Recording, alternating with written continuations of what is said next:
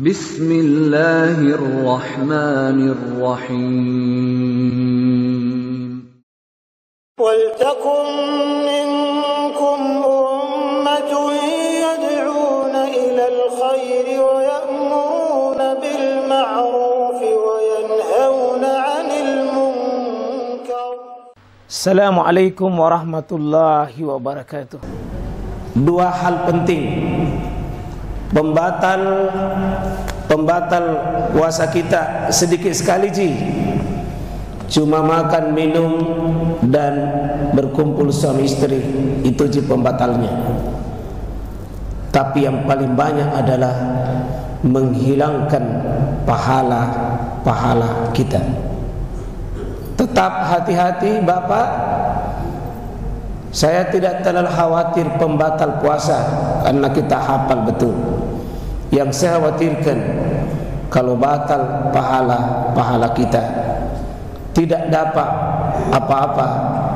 Kata Nabi, "Man lam yada' qaula zur wal amala bih falaysa lillahi hajatahu ayyada ta'amahu wa syarabahu."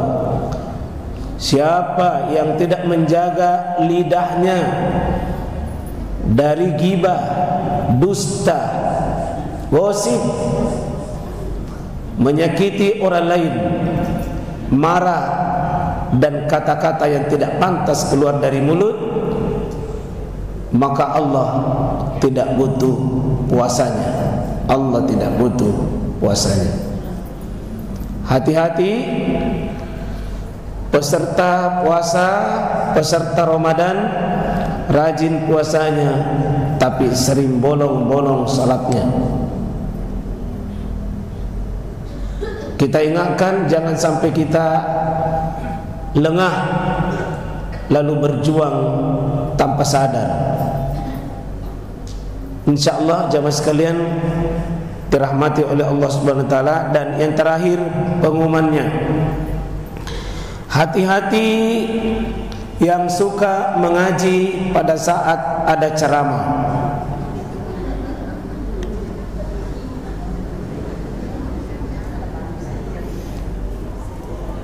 Karena ada kaidah umum, likulli zaman amal, likulli amal zaman. Setiap waktu ada amal yang cocok, dan amal yang paling tinggi ada waktunya. Kalau orang dengar ceramah, tugas tak dengan ceramah, bukan baca Quran. Nah bilang, "Ustaz, aku dengar tonji." Beda. Kalau baca Quran beda dengan ceramah. Baca Quran itu Allah katakan, "Fa iza quri'al Quran", kalau dibacakan Quran bagimu yakni diceramai, maka fastami'ulah, simak baik-baik, dengarkan baik-baik dan diam. Bukan cuma diam saja, tapi dengarkan baik-baik. Hanya dengan cara begitu kita paham yang disampaikan itu, la'allakum turhamun, rahmat Allah akan turun kepada kita. Karena ada sebagian saya melihat orang ceramah tetap tonji mengaji, tapi di hikmah ada tong.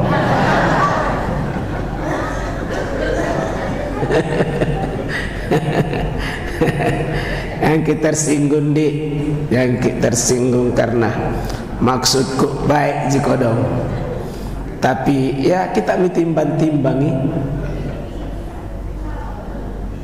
Ada namanya Pak, fikih prioritas. Mana yang pokok, mana yang penting, mana yang perlu. Fikih prioritas, prioritaskan dulu yang maha penting. Dengar ceramah Pak, karena waktunya singkat, sementara mengaji ada waktunya 24 jam.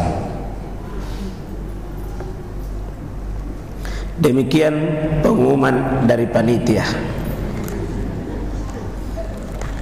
Ini sebenarnya saya siapkan 200 pengumuman, Setiap masjid kami pindah-pindah ini, saya sampaikan pengumuman sesuai dengan kondisi. Diambil dari kitab Akhtaul Mubin fi Syahri Ramadan.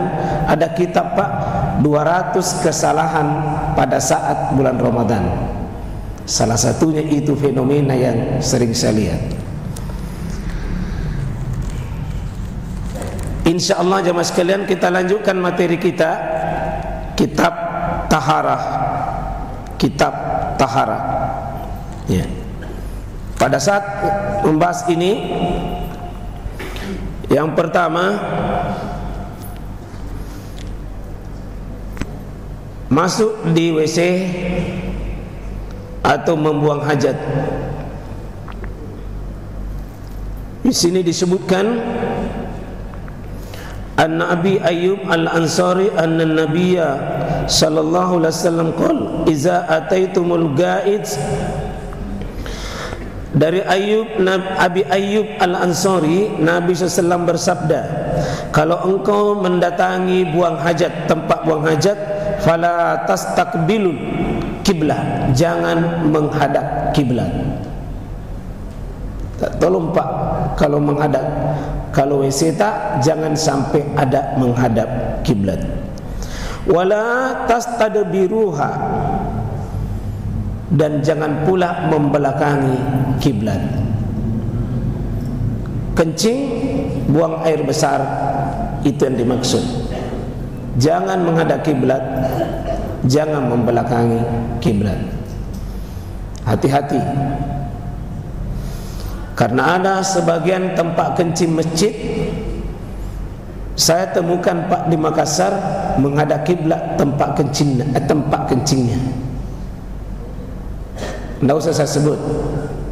Yang jelas bukan jihikmah. Bukan jihikmah.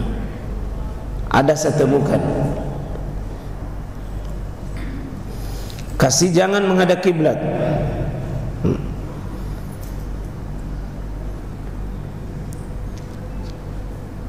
Memang ada di dalam hadis An Abdillah ibni Umar annahu kana yaqul inna nasan yaquluna idza ka'atta ala hajatik fala tastaqbil qiblah wala baital maqdis. Faqala Abdullah ibnu Umar laqad raqaitu yawman ala zakhri baitin lana fara'aitu Rasulullah sallallahu alaihi wasallam ala labinatain mustaqbilan baital maqdisi li hajatihi. Memang dari Abdullah bin Umar, orang berkata, jika kamu menunaikan hajatmu, maka jangan kamu menghadap kiblat atau menghadap ke Baitul Maqdis. Abdullah bin Umar berkata, pada satu hari aku pernah naik atap rumah milik kami. Naik ke di atas, di lantai 2 kira-kira begitu. Aku melihat Rasulullah SAW buang hajat menghadap ke kiblat, itu menghadap ke Baitul Maqdis di antara 2 dinding.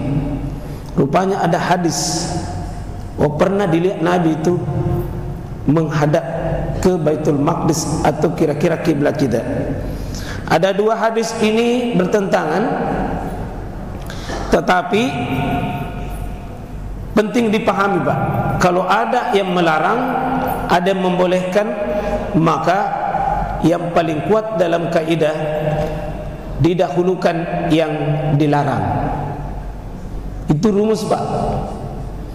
Jika seimbang dalilnya, seimbang penjelasannya, seimbang keterangannya, dasarnya sama-sama, satu melarang, satu membolehkan, maka yang dimenangkan itu dilarang.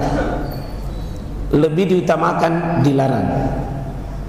Itu rumus. Kalau seimbang, kecuali kalau memang tidak seimbang. Yang kedua,